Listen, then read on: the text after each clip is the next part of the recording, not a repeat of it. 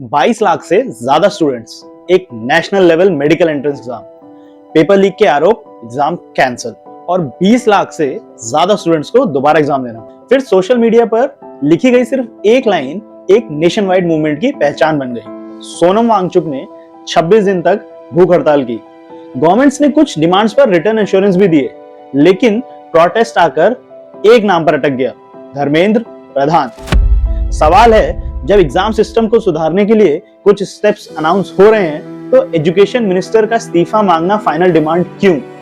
क्या स्टूडेंट्स जिम्मेदारी तय करवाना चाहते हैं?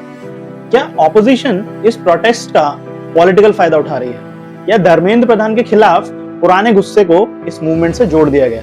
और सबसे इंपॉर्टेंट सवाल, क्या एनसीईआरटी और मुगल हिस्ट्री से जुड़े चेंजेस का इस रेजिग्नेशन डिमांड से कोई कनेक्शन है? आज हम किसी को सीधा दोषी नहीं बताएंगे, पहले फैक्ट्स देखेंगे, फिर पॉसिबिलिटी समझेंगे और एंड में देखेंगे कि सबसे लॉजिकल सच क्या बनता है। क्योंकि एक प्रोटेस्ट में सब लोग एक ही स्लोगन बोल सकते हैं, लेकिन सबके प्रोटेस्ट करने का रीजन सेम हो ये जरूरी नहीं।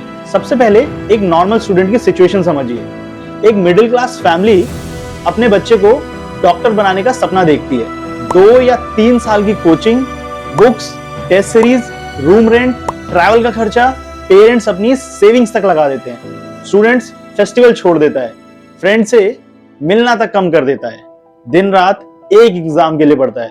फिर एग्जाम होने के बाद सिस्टम बोलता है पेपर में प्रॉब्लम हो गई है, एग्जाम दोबारा होगा।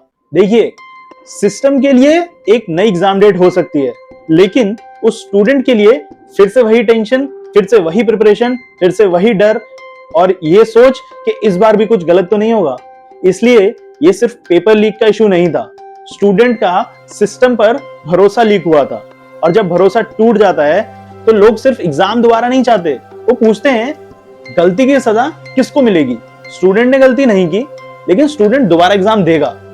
पेरेंट्स ने गलती नहीं की, लेकिन पेरेंट्स दोबारा टेंशन और खर्चा उठाएंगे। तो जो लोग सिस्टम चला रहे हैं उनके साथ क्या होगा? यहीं से प्रोटेस्ट एग्जाम से आगे बढ़ा, यहीं से बात जिम्मेदारी तक पहुंची। लेकिन सिर्फ गुस्सा होने से बड़ा मूवमेंट नहीं बनता। मूवमेंट को एक पहचान चाहिए, एक ऐसा वर्ड जो अलग अलग लोगों को जोड़ दे। इस केस में वो वर्ड था कॉकरोच। चीफ जस्टिस सूर्यकांत की एक कोर्ट रिमार्क को सोशल मीडिया पे इस तरह लिया गया जैसे बेरोजगार यूथ को कॉकरोच कहा गया हो। बाद में क्लैरिफिकेशन आया कि कमेंट पूरे यूथ के लिए नहीं था, वो फेक लॉ डिग्री होल्डर्स के जज मैटर के कॉन्टेक्स्ट में था।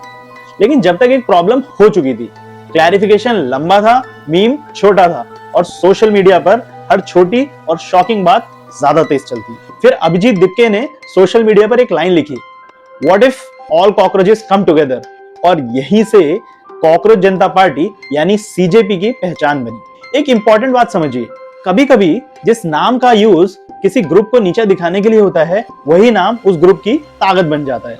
मैसेज सिंपल था, आप हमें कॉकरोच समझते हैं तो अब कॉकरोचेस एक साथ बोलेंगे। पेपर लीक ने प्रॉब्लम दी, कॉकरोच वर्ड ने आइडेंटिटी दी और सोशल मीडिया ने प्लेटफॉर्म, और गुस्से को नाम मिल गया। तो धर्मेंद्र प्रधान को क्यों टारगेट किया जा रहा है? मिनिस्टर डिपार्टमेंट का सबसे बड़ा पॉलिटिकल हेड होता है।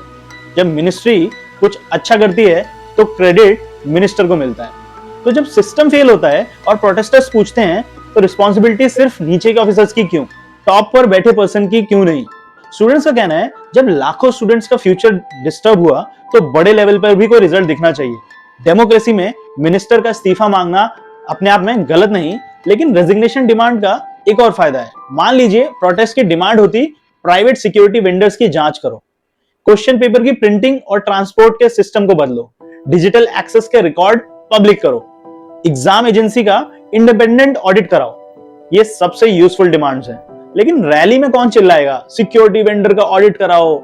सिक्योरिटी वेंडर का ऑडिट कराओ यूजफुल है, लेकिन वायरल नहीं है। उसकी जगह धर्मेंद्र प्रधान इस्तीफा दो, सिंपल है, सबको समझ आता है, कैमरे पर स्ट्रॉन्ग लगता है और प्रोटेस्ट की जीत या हार भी आसानी से डिसाइड हो जाती है। मिनिस्टर गया, मूवमेंट जीता, मिनिस्टर नहीं गया, मूवमेंट चलता रहेगा। सिस्टम का सुधार तुरंत दिखाई नहीं देता, इस्तीफा तुरंत दिखाई देता है। इसी वजह से एक कॉम्प्लिकेटेड सिस्टम फेलियर को एक आदमी के नाम से जोड़ दिया जाता है। सीजेपी ने मूवमेंट को सोशल मीडिया पर पहचान दी, सोनम वांगचुक ने मूवमेंट को सीरियसनेस दी, मीम अटेंशन ला सकता है, लेकिन हंगर स्ट्राइक सैक्रिफाइस दिखाती है। लोग रुककर सोचते हैं ये आदमी अपनी सेहत को रिस्क में क्यों डाल रहा है। अब प्रोटेस्ट सिर्फ ऑनलाइन ट्रेंड नहीं रहा, इसके साथ पर्सनल सैक्रिफाइस जुड़ गया। मीडिया का अटेंशन बढ़ा, पब्लिक सिंपैथी बढ़ी, फिर पार्लियामेंट मार्च और पुलिस के साथ टकराव हुआ और यहीं से स्टोरी बदल गई। पहले स्टोरी थी एग्जाम सिस्टम फेल हुआ और अब स्टोरी बन गई student versus state. Police action का कभी कभी उल्टा इफेक्ट होता है। गवर्नमेंट सोचती है भीड़ कम होगी, लेकिन न्यूट्रल व्यूअर प्रोटेस्टर्स के साथ सिंपैथी फील करने लगता है। वो सोचता है स्टूडेंट्स को इतनी फोर्स से रोकना क्यों पड़ रहा है।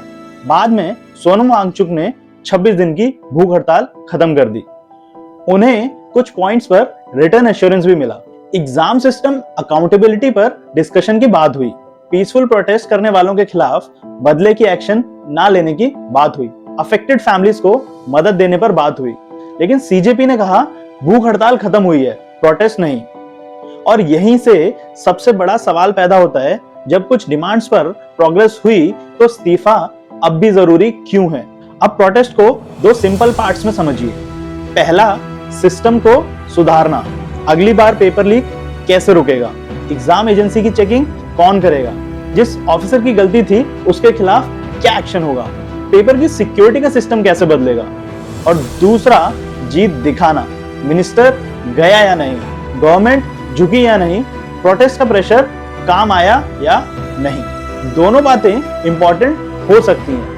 कभी कभी इस्तीफा पूरे सिस्टम को स्ट्रॉन्ग मैसेज देता है। बड़ी गलती पर टॉप लेवल पर भी एक्शन होगा, लेकिन सिर्फ मिनिस्टर हटा देने से सिस्टम ऑटोमेटिकली ठीक नहीं होगा। नया मिनिस्टर आ सकता है, पुराना सिस्टम वही रह सकता है। इसलिए सवाल है, अगर धर्मेंद्र प्रधान इस्तीफा दे दें लेकिन अगले साल फिर पेपर लीक हो जाए तो क्या स्टूडेंट्स जीत गए।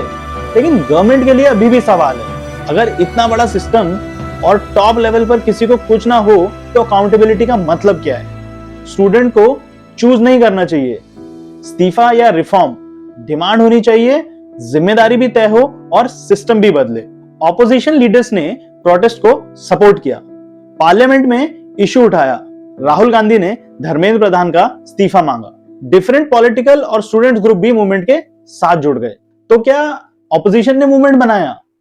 अवेलेबल एविडेंस से ये क्लियर प्रूव नहीं होता, लेकिन क्या ऑपोजिशन इसका पॉलिटिकल फायदा उठा रहा है? देखो, ये मानना लॉजिकल है और ये सिर्फ कांग्रेस या करंट ऑपोजिशन की बात नहीं है। हर ऑपोजिशन पार्टी ऐसा करती है। बीजेपी ऑपोजिशन में होती तो वो भी गवर्नमेंट को इसी इशू पर घेरने की कोशिश करती। पॉलिटिकल पार्टीज हर प्रॉब्लम पैदा नहीं करती, लेकिन जहां पब्लिक का गुस्सा होता है वहां पॉलिटिकल पार्टीज जरूर पहुंचती हैं। सवाल ये नहीं है कि ऑपोजिशन प्रोटेस्ट के साथ क्यों खड़ी है, सवाल ये है क्या ऑपोजिशन स्टूडेंट की आवाज बढ़ा रही है या स्टूडेंट्स के दर्द को अपनी पॉलिटिक्स के लिए यूज कर रही है। इसका आंसर स्पीचेस से नहीं मिलेगा, कैमरास चले जाने के बाद मिलेगा। क्या पार्टीज तब भी एग्जाम रिफॉर्म्स का फॉलोअप करेंगी या मिनिस्टर का इशू खत्म होते ही स्टूडेंट्स को भूल जाएंगी? अब आते हैं उस एंगल पर जिसके बारे में सोशल मीडिया पर बात हो रही है। धर्मेंद्र प्रधान के एजुकेशन मिनिस्टर रहने के दौरान एनसीईआरटी की बुक्स में कई चेंजेस हुए। कुछ पुरानी बुक से डिटेल्ड मुगल रिलेटेड पोर्शंस कम या रिमूव किए गए। कुछ टॉपिक्स को दूसरी क्लास में शिफ्ट या दोबारा अरेंज किया गया। हिस्ट्री पढ़ाने का फोकस भी कुछ जगह बदला। इसलिए ये कहना गलत होगा कि कोई मेजर चेंज हुआ ही नहीं, लेकिन ये कहना भी ओवर सिंप्लीफिकेशन होगा कि मुगल हिस्ट्री पूरी तरह हमेशा के लिए मिटा दी गई। चेंजेस हुए, प्रेजेंटेशन बदली, क्लास प्लेसमेंट बदली और इन चेंजेस पर पॉलिटिकल डिबेट भी हुई। क्रिटिक्स का कहना था हिस्ट्री को एक पॉलिटिकल सोच के हिसाब से बदला जा रहा है। एनसीईआरटी और गवर्नमेंट के सपोर्टर्स का कहना था सिलेबस को बैलेंस किया जा रहा है, रिपीट होने वाला कंटेंट कम किया जा रहा है और इंडियन हिस्ट्री के दूसरे हिस्सों को ज्यादा जगह दी जा रही है। अब सवाल, जो लोग पहले से इन चेंजेस से नाराज थे, क्या वो प्रधान के इस्तीफे को ज्यादा स्ट्रांगली सपोर्ट कर सकते हैं? हाँ, देखिए ये पॉसिबल है। पॉलिटिक्स में अक्सर ऐसा होता है, एक नया इशू आता है, पुरानी नाराजगी वाले लोग भी उसके साथ जुड़े हो सकते हैं। किसी स्टूडेंट को पेपर लीक से प्रॉब्लम है, किसी एकेडमिक को एजुकेशन पॉलिसी से, किसी हिस्टोरियन को एनसीईआरटी चेंजेस से और किसी पॉलिटिकल वर्कर को बीजेपी से। और सबसे इंटरेस्टिंग बात, सब लोग एक ही स्लोगन बोल सकते हैं, प्रधान इस्तीफा दो, लेकिन सबके रीजंस सेम होना जरूरी नहीं। और अब प्रूफ चेक करते हैं। प्रधान के पुराने आइडियोलॉजिकल अपोनेंट्स प्रोटेस्ट का फायदा उठा सकते हैं, लेकिन ये कहना कि पूरा प्रोटेस्ट उन्हीं लोगों ने बनाया है, इसके लिए प्रूफ चाहिए। पॉसिबिलिटी और प्रूफ में फर्क होता है। कुछ लोग प्रोटेस्ट में शामिल हैं, इसका मतलब ये नहीं प्रोटेस्ट उन्होंने ही क्रिएट किया है। कुछ लोग प्रधान से पहले से नाराज हैं, इसका मतलब ये नहीं कि स्टूडेंट्स का ओरिजिनल गुस्सा फेक है। यही डिफरेंस हमें समझना होगा। लेकिन गवर्नमेंट के लिए भी एक सवाल है, अगर लाखों स्टूडेंट्स का एग्जाम सिस्टम फेल हो तो टॉप लेवल पर रिस्पॉन्सिबिलिटी कब आएगी? क्या हर बार सिर्फ जूनियर सस्पेंड होंगे? क्या मिनिस्टर्स सिर्फ सक्सेस का क्रेडिट लेगा, फेलियर की रिस्पॉन्सिबिलिटी नहीं? अब पूरी स्टोरी को सिंपल वर्ड्स में समझिए। इस प्रोटेस्ट में 4 लेयर्स हैं। पहली लेयर स्टूडेंट का असली गुस्सा, जो कि पेपर लीक और री एग्जामिनेशन से स्टूडेंट का नुकसान हुआ। ये गुस्सा रियल है। दूसरी लेयर सबको जोड़ने वाली पहचान, कॉकरोच वर्ड ने अलग अलग फ्रस्ट्रेटेड यूथ को एक ग्रुप की फीलिंग दी। और तीसरी लेयर एक आदमी को जिम्मेदार बनाना, पूरे कॉम्प्लिकेटेड सिस्टम को धर्मेंद्र प्रधान के नाम से जोड़ दिया गया। और चौथी लेयर अलग अलग इंटरेस्ट वाले लोगों का साथ में जोड़ना, opposition parties, student groups, activist. एक रैली में खड़े सब लोग एक ही सोच के नहीं होते। एक स्टूडेंट को सिक्योर एग्जाम चाहिए, एक पेरेंट को बच्चे की फ्यूचर की गारंटी चाहिए, एक एक्टिविस्ट को अकाउंटेबिलिटी चाहिए और ऑपोजिशन लीडर को गवर्नमेंट के खिलाफ इशू चाहिए। और सब लोग एक ही स्लोगन बोल सकते हैं, लेकिन सबके मन में एक ही रीजन नहीं होता। इसलिए ये कहना गलत होगा कि प्रोटेस्ट बिल्कुल प्योर है और इसमें पॉलिटिक्स नहीं थी। लेकिन ये कहना भी गलत होगा कि प्रोटेस्ट फेक है या किसी एक कम्युनिटी की कॉन्स्पिरेसी है। सबसे लॉजिकल कंक्लूजन ये है, प्रोटेस्ट की शुरुआत स्टूडेंट के असली गुस्से से हुई। अब मैं आपसे 3 सिंपल सवाल करता हूं जो आपको इस इशू पे पूरी क्लैरिटी देंगे। अगर धर्मेंद्र प्रधान इस्तीफा दे दें लेकिन अगले साल फिर पेपर लीक हो जाए तो क्या प्रोटेस्ट जीत गए? दूसरा, अगर प्रधान इस्तीफा ना दें लेकिन एग्जाम सिस्टम सच में सिक्योर और ट्रांसपेरेंट हो जाए तो क्या प्रोटेस्ट हार गए? और फाइनल और तीसरा इंपॉर्टेंट सवाल, अगर गवर्नमेंट सिर्फ रिफॉर्म्स अनाउंस करे लेकिन कब तक होंगे, कौन करेगा और किस ऑफिसर पर एक्शन होगा ये कभी ना बताए तो क्या वो सिर्फ एक अनाउंसमेंट नहीं है? स्टूडेंट्स को सिर्फ मिनिस्टर का इस्तीफा नहीं मांगना चाहिए, स्टूडेंट्स को मांगना चाहिए इंडिपेंडेंट इन्वेस्टिगेशन, पब्लिक रिपोर्ट, गलती करने वालों के नाम, एक्शन की फिक्स डेट और सिक्योर एग्जामिनेशन सिस्टम, और टॉप लेवल पर क्लियर रिस्पॉन्सिबिलिटी। और जैसे ही डिबेट कम्युनिटी ब्लेम में बदलती है, असली सिस्टम आसानी से बच जाता है।